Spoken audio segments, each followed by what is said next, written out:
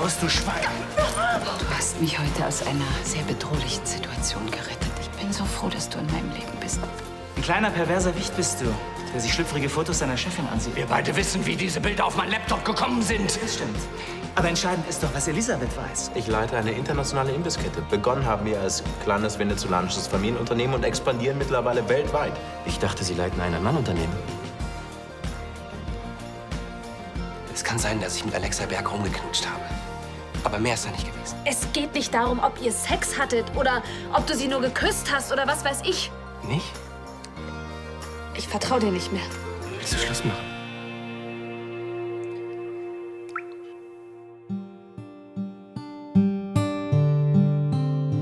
Du kannst mir vertrauen.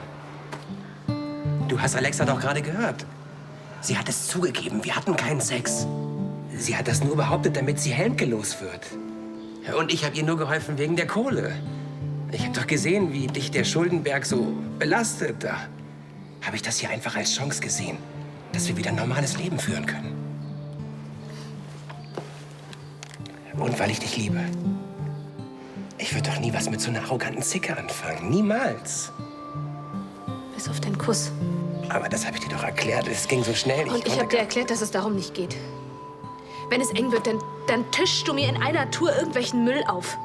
Ich meine, wir versauen eine Pelzkollektion im Werte von Millionen und du schiebst das diesen Aktivisten in die Schuhe, anstatt mit mir zu reden. Ja, dann kommt so eine Ex-Flamme vorbei und... Mit Janine ist nichts gelaufen. Egal, jetzt ist die Sache mit Alexa und mit der hat Tristan mich schon betrogen. Tristan ist auch ein Idiot. Ja, und es geht hier nicht um Tristan. Es geht einfach darum, dass ich brauche einen Freund, der mir vertraut und dem ich vertrauen kann.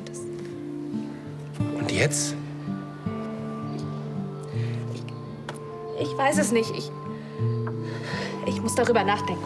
Aber... Allein. Ella! Das ist doch Quatsch.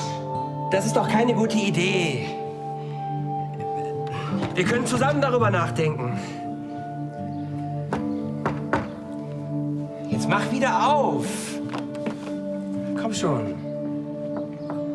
Wir gehen eine Runde Billard spielen. Ach, Kacke. Du hast mit ihr geredet? Ja, habe ich. Sie hat mir nur leider kein Wort geglaubt. Ja, dann will ich's mal mit der Wahrheit probieren. Okay, dann noch mal zum Mitschreiben. Für begriffsstutzige Bullen. Ich hatte nichts mit Alexa, klar? Mann, für wie bescheuert hältst du mich eigentlich? Ich habe monatelang um Bella gekämpft. Sie ist die Frau, die ich immer haben wollte. Sie ist schön, klug, lustig. Das ist die Frau, mit der ich alt werden will. Das Gefühl hatte ich noch nie so stark wie mit ihr. Glaubst du, das riskiere ich dann alles, nur weil ich einmal mit Frau Neureich poppen will? Na, wenigstens hast du jetzt offen und ehrlich mit Bella geredet. Das ist ja vielleicht schon... Das ist ja vielleicht das Ende meiner Beziehung. Schönen Dank auch.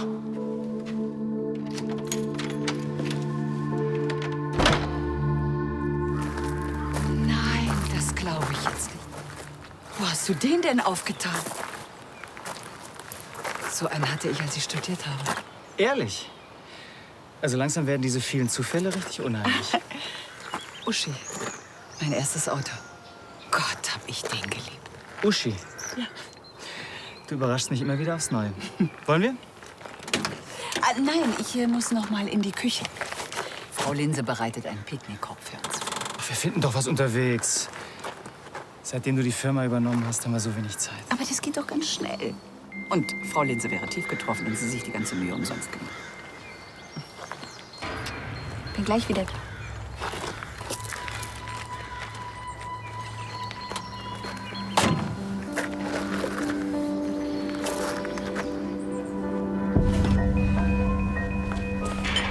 Das ist auch noch unterstützt, Linse, ein Picknickkorb. Was immer Sie gerade sagen wollten, Justus, behalten Sie es für sich. Oh, sehr schön, Frau Linse. Denn wenn ich Sie daran erinnern darf, Sie arbeiten hier nicht mehr. Also bitte gehen Sie. Und wenn Sie Frau Linse sehen wollen, gerne außerhalb von Königsbrunn. Ich bin ihretwegen hier, Gräfin. Ich muss mit Ihnen reden. Ich will Sie nicht mehr hören, Ihre Ausreden, wie meine persönlichen Fotos auf Ihren Computer gekommen sind. Aber darum geht es doch nicht.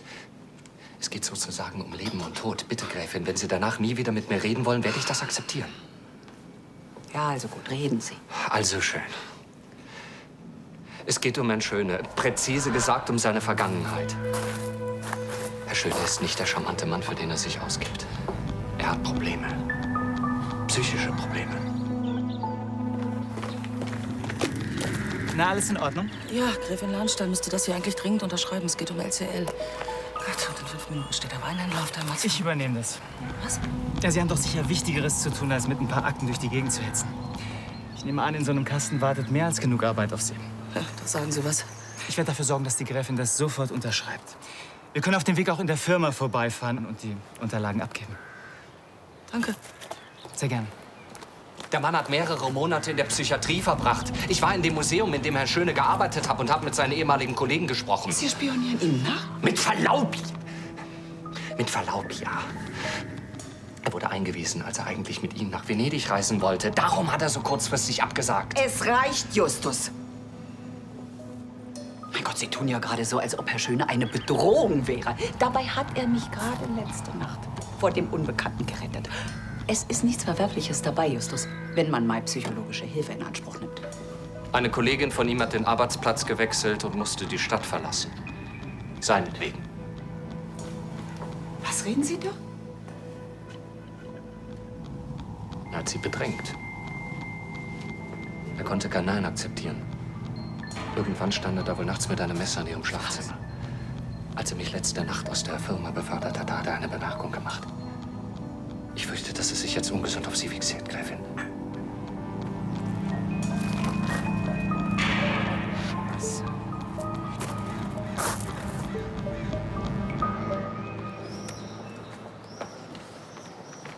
Emilio. Hey, jetzt warte doch mal.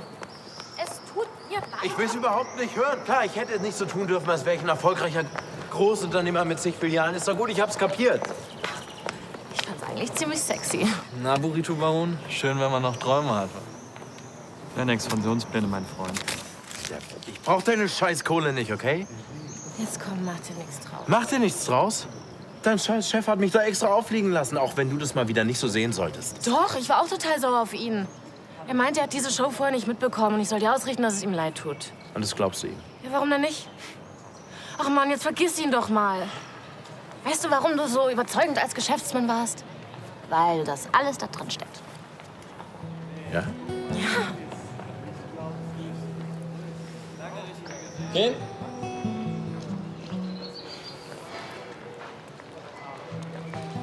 Es tut mir leid, aber ich muss wieder rein. Die Präsentation fängt gleich an. Sei nicht mehr sauer auf ihn, ja? Wegen diesem blöden Missverständnis, okay?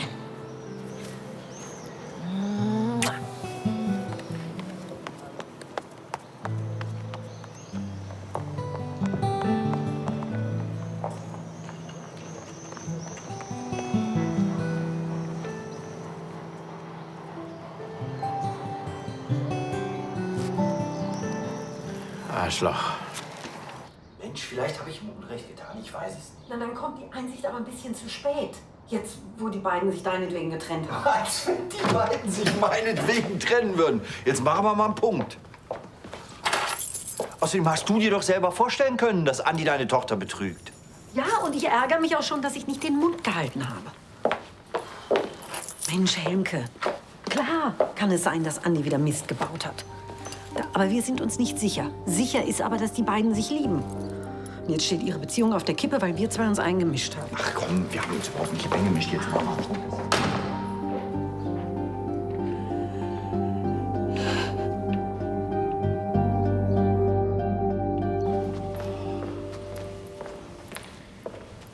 Ach, da bist du ja.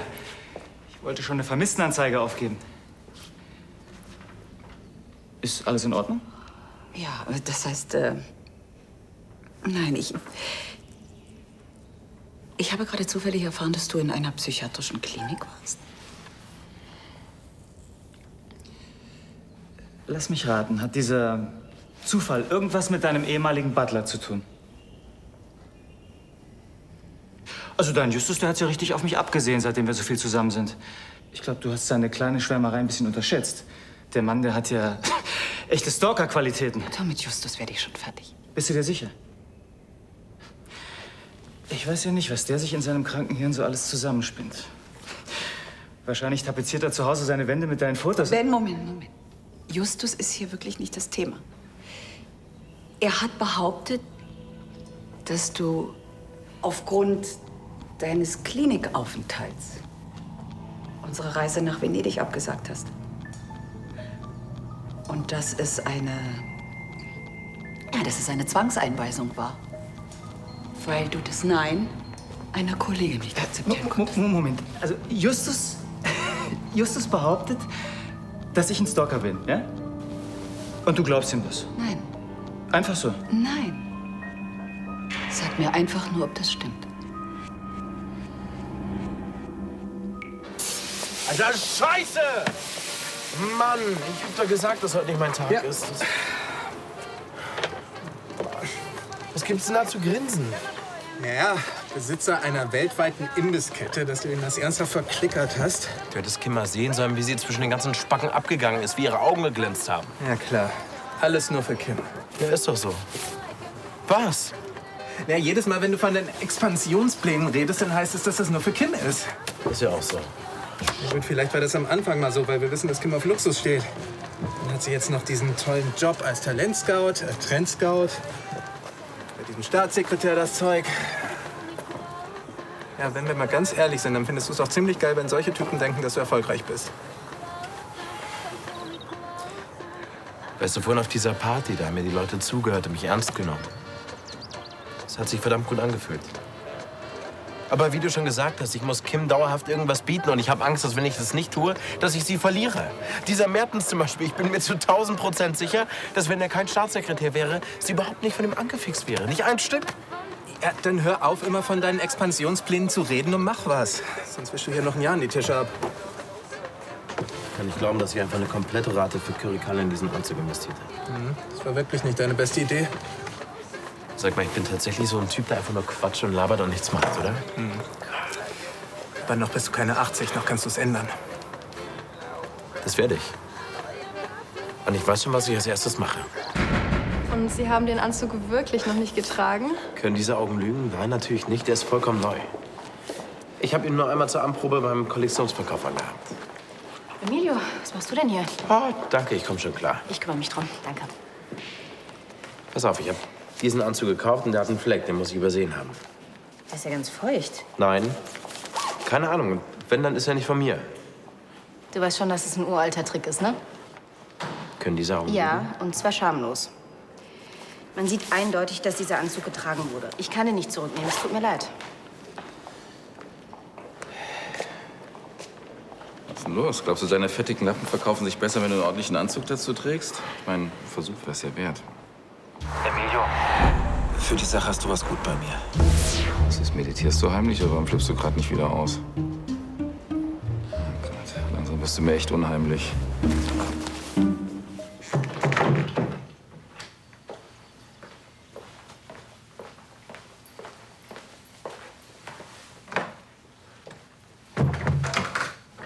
Das ist eine Zeit, an die ich nicht gerne zurückdenke. Dann stimmt es also? Das mit der Zwangseinweisung ist natürlich kompletter Unfug. Ich habe mich freiwillig in stationäre Behandlung begeben. Burnout ist ja mittlerweile fast schon eine Volkskrankheit. Ich hatte es echt schlimm erwischt. Ich hatte Panikattacken. Hab phasenweise kaum noch Luft bekommen. Burnout? Ich schätze mal, dein ergebener Butler hat seine Informationen aus meiner ehemaligen Firma. Die Kollegen da hatten nicht gerade viel Verständnis für meine Situation. Und dann gab es noch eine Person, die sehr, sehr schlecht über mich geredet hat. Du sprichst jetzt von der Frau, die deinetwegen nach München umgezogen ist. Marion und ich, wir hatten ein Verhältnis, nichts Ernstes. Eigentlich hatten wir das auch geklärt, aber irgendwann hat sie sich in mich verliebt. Ich habe ihr gegenüber immer mit offenen Karten gespielt, weil ich sie nicht verletzen wollte. Aber ich drück's mal so aus, sie ist nicht gerade gelassen damit umgegangen, als ich nicht mehr wollte. Das ging so weit, dass sie in der Firma jede meiner Entscheidungen in Frage gestellt hat, ständig Streit gesucht hat. Ja, und irgendwann hat sie rumerzählt, dass ich sie stalke. Soll das heißen, sie hat sich das alles nur ausgedacht? Verletzte Gefühle, Letztlich war es auch meine eigene Schuld. Ich habe meine Klappe gehalten, weil ich sie nicht bloßstellen wollte. Ich habe die Situation völlig falsch eingeschätzt. Ich wollte es einfach für sie nicht noch schlimmer machen. Das war aber sehr rücksichtsvoll von dir. Rücksichtsvoll? Ich war dermaßen naiv. Und als ich dann wegen des Burnouts ausgefallen bin, da hat sie dann diese Story mit dem Messer verbreitet. Was? Und plötzlich war ich der irre Stalker aus dem Museum. Oh Gott, Ben, das tut mir so leid. Oh Gott, ich hatte ja keine Ahnung. Ich wollte natürlich keine alten Wunden aufreißen. Warum hast du nie was gesagt? Wenn Menschen erfahren, dass du in psychiatrischer Behandlung warst, dann sehen sie dich mit anderen Augen. Nein, Doch, Elisabeth. Du auch. Ich habe doch gesehen, wie du mich gerade angeschaut hast. Es tut mir leid. Schon gut. Das muss dir nicht leid tun. Psychiatrie, logisch, das klingt erstmal furchteinflößend. Man fragt sich, ob man den Menschen, den man vor sich hat, wirklich so gut kennt, wie man glaubt. Oh, Ben. Da bin ich mir bei dir ganz sicher. Ja? Ja. Das freut mich sehr.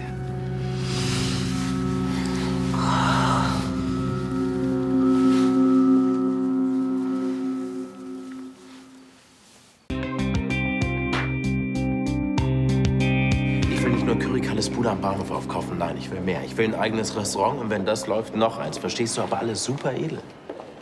Super edel und deine fettigen Fritten. Ich sehe da zwei Welten, die aufeinander prallen. Pass mal auf, ich mache keine fettigen Fritten. Ich mache Burritos, das weißt du, die schmecken dir. Ja, spar mir die Details, okay? Also, wie viel brauchst du? Wie, jetzt im Ernst? Okay, ich brauche die Kohle, um Kalle auszuzahlen. Ladenmiete für 3 Monate, Einrichtung, Lebensmittel für einen Monat. Ich würde sagen, wir kürzen das Ganze ab. 50.000? Ja.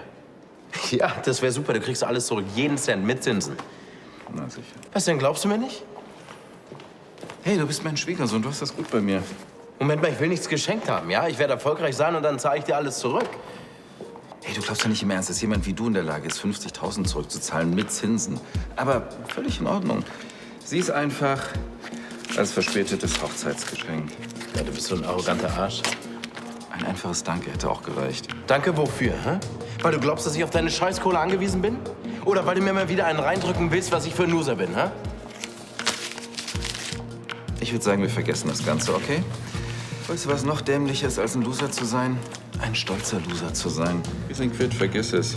Aber komm morgen nicht angekrochen, wenn du dir anders überlegt hast. Okay?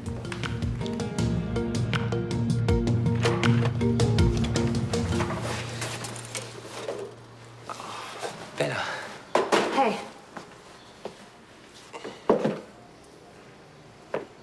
Tja, 2 doofe, ein Gedanke, wie? Ich wollte mich auch gerade mit Arbeit ablenken.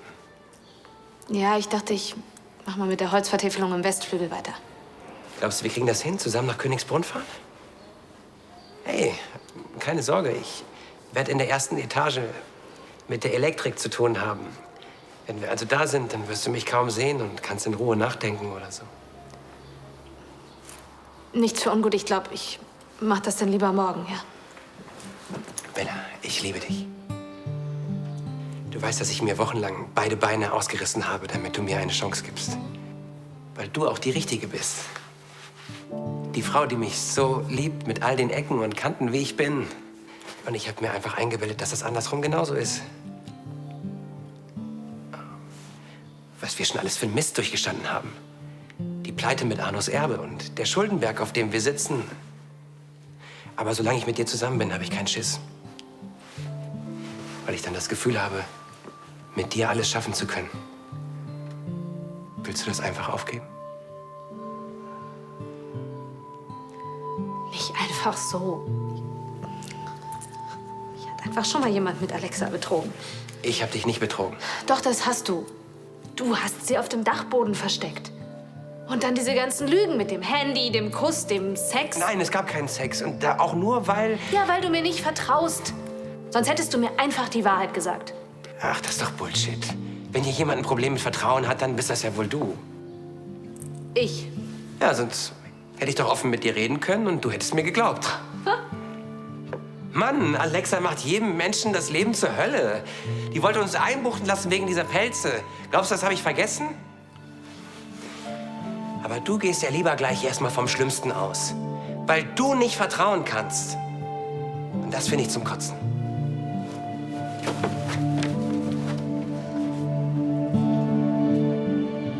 Du hast ja gleich gesagt, lass uns unterwegs was kaufen. Wenn wir noch lange auf diesen Picknick auf deiner Köchin warten, dann kommen wir hier nie los. Also wenn du das so eilig hast, dann muss das ja ein ganz außergewöhnlicher Ort sein, an dem du mich entführst. Das ist er. Versprochen. Ach, guck mal. Frau Lenser hat es also doch noch geschafft. Dankeschön. Gräfin Lahnstein? Danke. Es tut mir leid, aber da muss ich rangehen. Das ist Rebecca.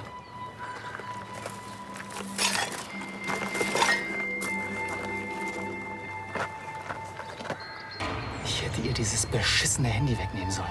Ja, ich weiß, dass Sie diesen Schule für Ihren Rauswurf verantwortlich machen. Ich mache ihn nicht dafür verantwortlich. Er ist dafür verantwortlich. Der Mann hat mich reingelegt. Und er hat es auch noch vor mir zugegeben. Also ich kann eigentlich nichts Schlechtes über ihn sagen. Mir gegenüber hat er sich sogar ausgesprochen hilfsbereit gezeigt. Ausgesprochen hilfsbereit? Sind in diesem Haus eigentlich alle mit Blindheit geschlagen?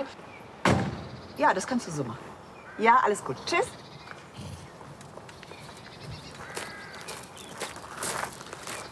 Wie jetzt? Keine Katastrophen oder Notfälle in der Firma? Nein, nur eine kurze Frage. Es geschehen noch Zeichen und Wunder. Linse, der Picknickkorb. Wo ist der hin? Den habe ich eben rausbringen lassen. Ja, bist du noch bei Trost?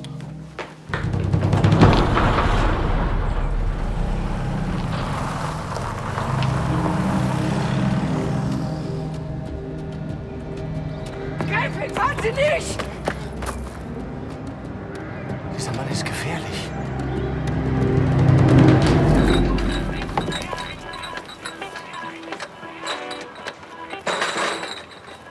Hey. Na? Alles gut? Ja, alles gut. Tut mir leid, dass ich davor noch mal rein musste. Du, ist gar nicht schlimm. Ich habe ja auch eine Menge zu tun. Also, ich hab nachgedacht. Mir ist gerade auf der Party was klar geworden. Okay. Ich will erfolgreich sein. Ich will, dass die Leute mich angucken und denken vollkommen klar, warum der mit der tollen Frau zusammen ist. Du hattest vollkommen recht. In mir steckt ein erfolgreicher Geschäftsmann. Ich muss ihn nur noch rauslassen. Der Anzug vorhin war auf jeden Fall der Kracher. Könntest du ruhig öfter tragen, wenn du nicht gerade nackt bist. Genau, das habe ich vor. Die Expansion geht jetzt in ihre heiße Phase. Schluss mit Reden, jetzt wird durchgestartet. Finde ich gut. Nein, im Ernst. In spätestens 2 Jahren bin ich ein erfolgreicher Jungunternehmer. Ja, wäre super, wenn es diesmal klappt. Was soll denn das jetzt heißen? Hey, du bist toll. Du kannst alles schaffen, was du willst, aber... Ja, Mio, du redest seit Monaten von deinem Burrito-Imperium. Und dann... Keine Ahnung. Dann vergisst du es irgendwie auch wieder. Weißt du, sobald du ein bisschen Kohle auf der Seite hast, dann gehst du mit mir feiern oder du kaufst mir irgendwas Schönes. Ich meine, ich finde das ja total süß von dir. Das kann ja auch nicht jeder ein totaler Hotshot sein. Ich liebe dich so, wie du bist. Gut. Dann bist du ja hoffentlich nicht enttäuscht, wenn die Kohle dann so richtig fließt. Ich habe nämlich heute einen richtig fetten Kredit klar gemacht, weißt du? Das ist der Startschuss für meine Karriere. Ja, echt? Ja. Cool. Ja, cool.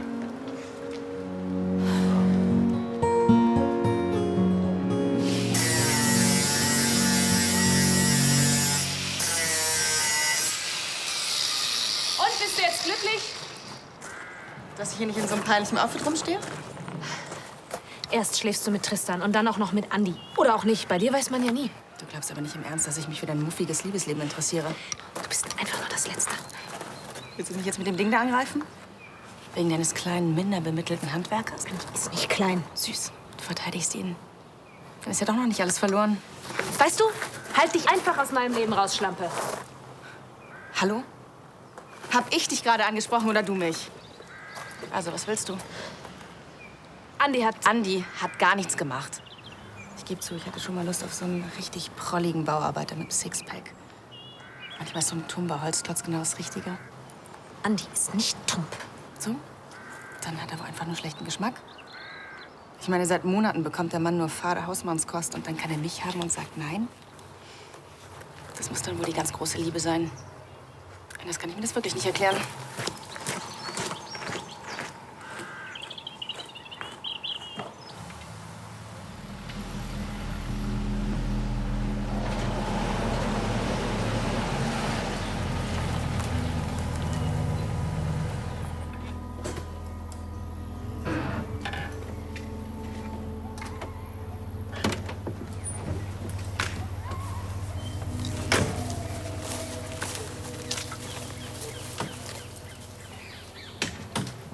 Frau Gräfin? Oh, nein. Oh. Das ist ja wunderschön hier. Oh.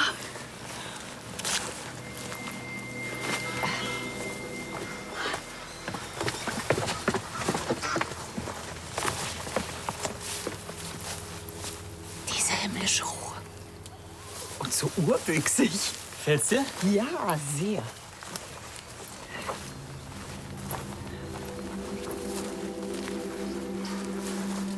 Wie ich es dir versprochen hatte. Hier sind wir ganz unter uns. Ich wollte dich an einen Ort bringen, wo der Alltag keine Rolle mehr spielt. Ja, das ist dir gelungen. Mein Gott, ist das schön hier. Was ist das denn da drüben? Ich schlage vor, du gehst ein bisschen auf Erkundungstour und ich sehe mal nach, was deine Köchin uns Leckeres eingepackt hat. Das klingt perfekt. Und bereite alles vor. Ja, bis gleich.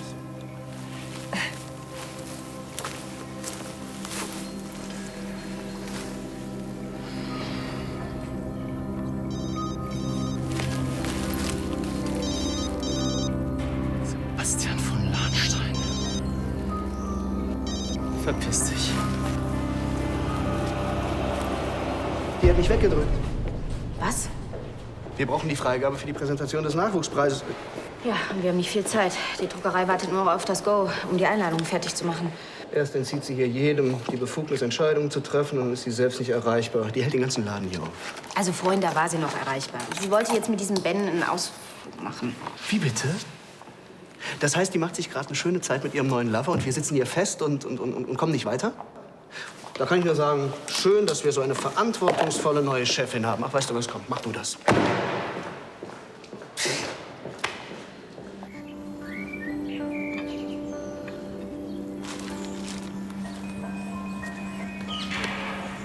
Es ist ja so verwunschen hier. Wenn man wollte, dann könnten wir hier verschwinden und niemand würde uns finden. Verlockender Gedanke. Du bist unmöglich. Nein, ich bin glücklich.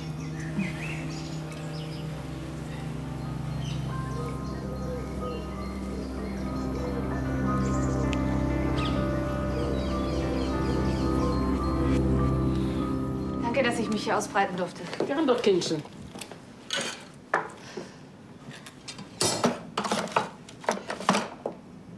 Was ist das? Kakao. Den mögt ihr beide doch so gerne. Wo ist er denn? Der schwirrt hier irgendwo rum. Wir haben uns heute aufgeteilt. Danke.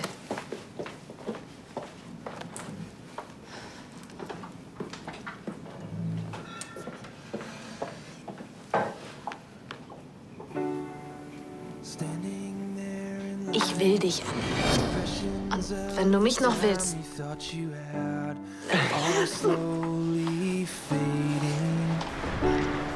So. Ich hatte gar nichts bestellt. Ja, du siehst aber aus, als ob du was Schokoladiges mit gute Laune Maus vertragen könntest. Obwohl der ein Kakao wahrscheinlich gar nicht reicht. Ich verstehe das nicht. Sie meinte, sie will alleine nachdenken. Als ob das je zu was Gutem geführt hat. Manchmal schon. Warum sind Frauen so kompliziert? Andi, sie liebt dich. Ja, ich glaube, Andi ist schon los. Habt ihr euch gestritten? Was? Nein, ist alles in Ordnung.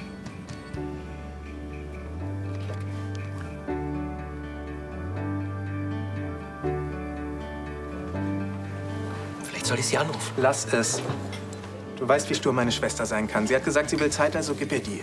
Sonst fühlt sie sich nur bedrängt und geht erst recht auf Abstand. Ach, das bringt sowieso nichts. Doch, reden hilft.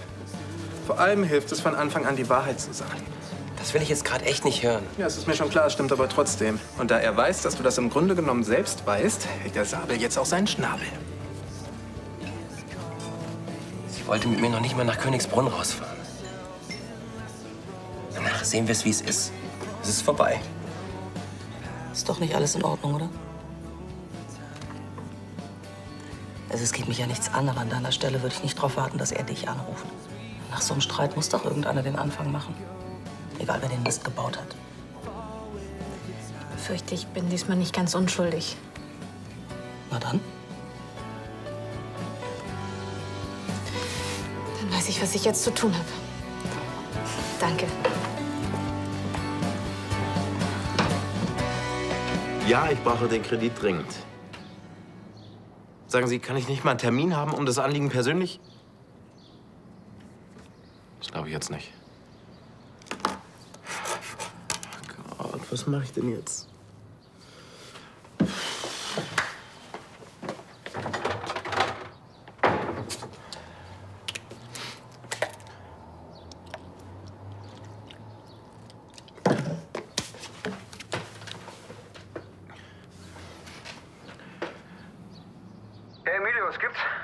Hey Sascha, ich brauche Geld und zwar schnell und viel. Ich nehme mal an, nichts Illegales. Auf keinen Fall. Ich habe eher an sowas wie Sportwetten gedacht. Hast du irgendeine Idee? Ja, Boxen ist für mich gerade nicht. Warum ist es denn plötzlich so dringend? Weil ich Kim gesagt habe, dass ich gerade einen richtig fetten Kredit klar gemacht habe, um geschäftsmäßig durchstarten zu können. Weil sie meint, dass ich die ganze Zeit nur laber und nichts mache, verstehst du? Naja, da gibt's eine Möglichkeit, aber ich kenne den Typen nicht persönlich und der ist ganz schön gefährlich. Okay, jetzt sag schon. Bist du bereit, ein Risiko einzugehen?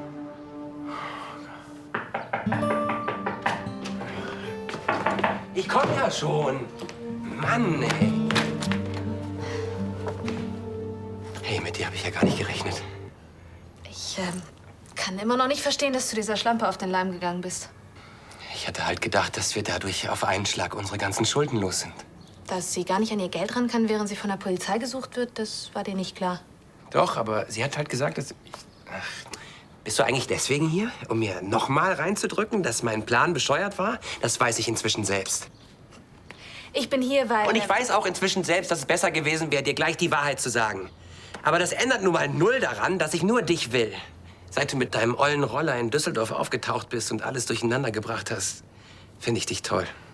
Und wenn du mich jetzt immer noch so dämlich findest... Ich finde dich nicht dämlich. Ich weiß das doch, aber... Was hast du gerade gesagt? Ich finde dich eigentlich sogar ziemlich toll.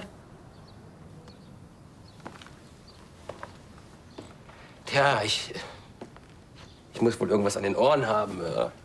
Kannst du das vielleicht noch mal wiederholen?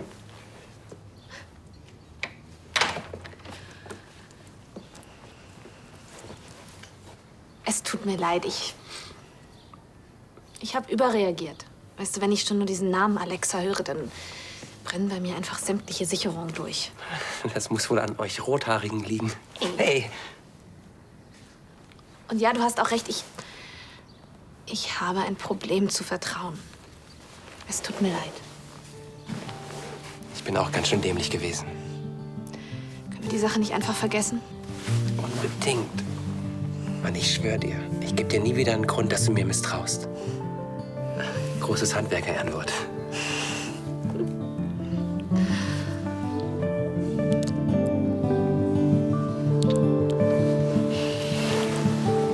Danke, dass du mich entführt hast. Es tut so gut, mal von allem weg zu sein. Ich bin sehr froh, dass du dir die Zeit genommen hast. Ich werde mir jetzt öfter so kleine Auszeiten gönnen. Vielleicht holen wir sogar unseren Venedig-Trip nach. Wirklich? Ja. Mir war gar nicht bewusst, wie zeitraubend meine neue Position ist. Dieses Hamsterrad, in dem man steckt.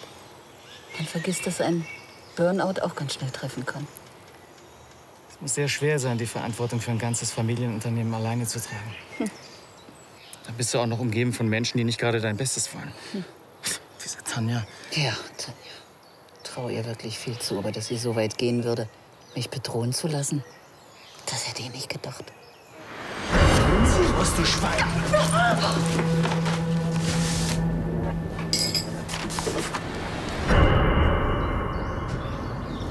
Aber zum Glück warst du ja rechtzeitig da. Ich lass nicht zu, dass dir was passiert. Niemals. Wenn ich mit dir zusammen bin, dann kann ich mich richtig fallen lassen. Ich kann ich selbst sein. Du glaubst gar nicht, wie gut mir das tut. Du machst mich sehr glücklich, weißt du das? Ich will dich immer glücklich machen. Jeden einzelnen Tag. Ich möchte dich gerne unterstützen, dir jeden Wunsch von den Augen ablesen, egal was du brauchst. Aber Ben, Ich liebe dich, Elisabeth. Du bist das Beste, was mir jemals passiert ist. Ich habe mich noch nie einem Menschen so nahe gefühlt. Heirate mich.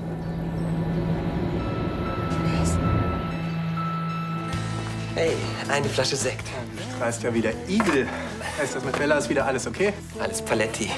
Das sind wirklich gute Nachrichten. Ja, finde ich auch. Danke für die Sachen. Naja, man muss die Feste feiern, wie sie fallen.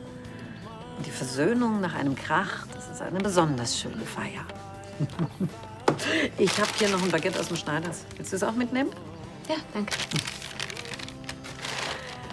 Ich bin so froh. Eine Trennung, das wäre wirklich verrückt gewesen. Andi und du, ihr habt auch immer so gut zueinander gepasst und wart immer so glücklich. Ja, das waren wir. Und das sind wir jetzt wieder. Ab sofort werde ich Bella nur noch die Wahrheit sagen. Ich habe keine Lust, noch mal in so eine bescheuerte Situation zu kommen. Das klingt doch mal nach einem Plan. Ja, keine Geheimnisse, kein Misstrauen. Nur noch die große Liebe. Ja, Fritsche, der Romantiker. Ich habe ja auch die tollste Frau. Ja, und ich habe den tollsten Sekt. Was bekommst du? Ach, das geht aufs Haus. Du, wenn Bella und du wieder glücklich sind, das ist für mich das Schönste auf der Welt. Sicher, es war ein Fehler von Andi, dass er Alexa versteckt hat. Aber ich meine, er hat es dir erklärt. Er wollte euch beiden helfen.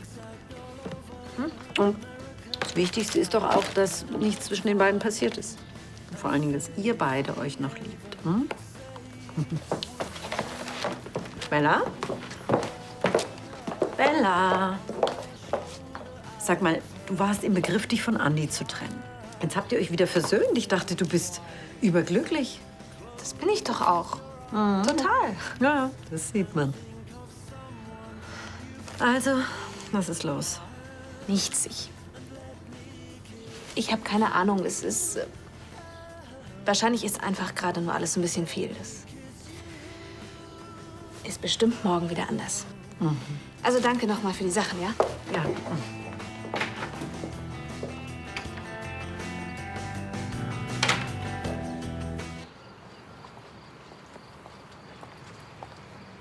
Das glaube ich jetzt nicht. Ist das die Überraschung, wegen der ich unbedingt kommen sollte?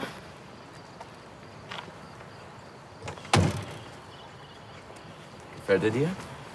Puh, der war bestimmt teuer. Nein, nein, der ist nur geliehen. Und da ich ihn 3 Wochen behalte, habe ich ihn unglaublich günstig bekommen. Ah ja. Ich dachte, du willst jetzt so richtig durchstarten. Dein erstes Restaurant. Das tue ich doch, aber Erfolg ist auch was Mentales, verstehst du? Nee. Erst der Anzug, jetzt das Auto. Ich muss doch verstehen, wie sich Erfolg anfühlt. Je besser ich mir das vorstellen kann, umso schneller kommt der Erfolg zu mir. Ist doch ganz klar. Mhm. Aber was ist mit der zweiten Rate für Currykalle? Jo, das ist gar kein Problem. Und wenn das so weitergeht, dann kann ich ihn bald komplett auszahlen. Dann engagiere ich einen Makler, der ein Ladenlokal für unser erstes Restaurant findet. Hey, alles wird gut, ja? Entspann dich. Steht dir auf jeden Fall das Teil. Ja, ab jetzt wird alles anders. Und? Bereit für eine Probefahrt? Hm? So. Du hast aber keine Bank ausgeraubt oder so.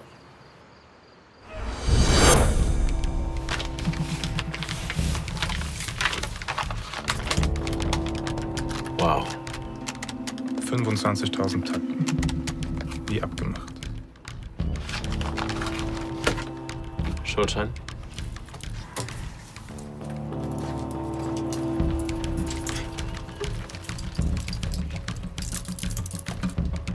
%20 Zinsen? Problem oder was? Nö. Nee, alles schick.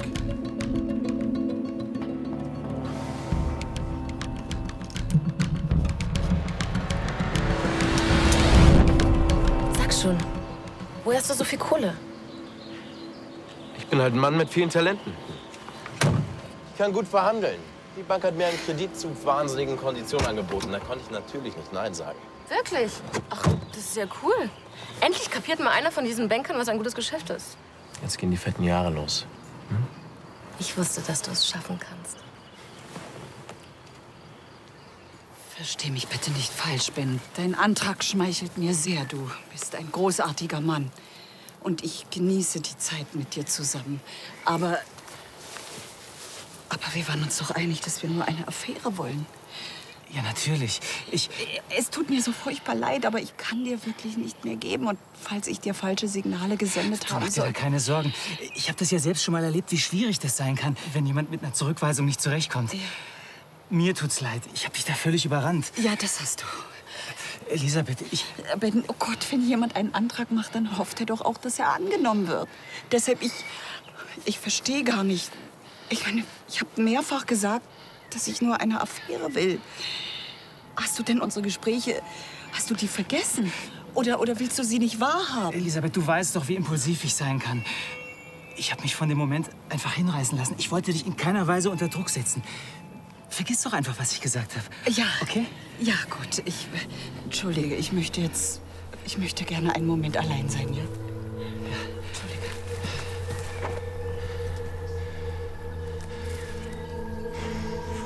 Scheiße, warum kann ich nicht einmal meine Klappe halten? Ich bin so ein Idiot.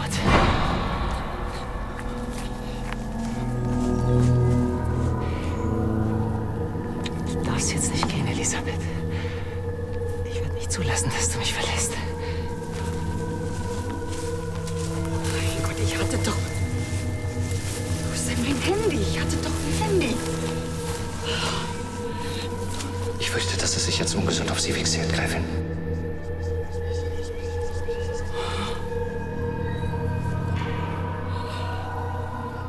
Ben? Vielleicht ist es besser, wenn wir uns jetzt auf den Heimweg machen. Ben, hörst du mich? Ja, klar. Wenn du willst, können wir sofort fahren. Ja. Ich bin gleich bei dir.